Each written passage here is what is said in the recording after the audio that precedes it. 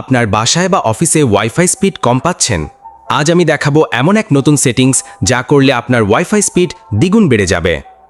প্রথমে Google Chrome খুলে search বক্সে লিখুন টেকলেইন। সার্চ করলে অফিসিয়াল ওয়েবসাইট techlane.com চলে আসবে। ওয়েবসাইটে ঢুকে উপরে সার্চ বক্সে WPP লিখে সার্চ করুন। তখন ওয়াইফাই স্পিড ইনক্রিজ অনলাইন পোস্টটি চলে আসবে, সেটিতে ট্যাপ করুন। পেজে গেলে নিচে স্ক্রল করে ওয়াইফাই স্পিড ইনক্রিজ অনলাইন টেক্সটে ট্যাপ করুন।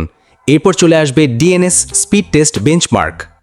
এখানে চেক DNS স্পিডে ট্যাপ করলে বিভিন্ন DNS সার্ভার দেখাবে, যেটার লেটেন্সি সবচেয়ে কম সেটি কপি করুন।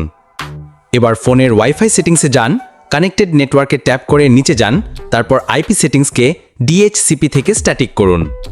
এখন DNS1-এ কপি করা সার্ভারের IP ঠিকানা পেস্ট করুন। DNS2-এ চাইলে আরেকটা বা একইটা দিতে পারেন, তারপর সেভ চাপুন।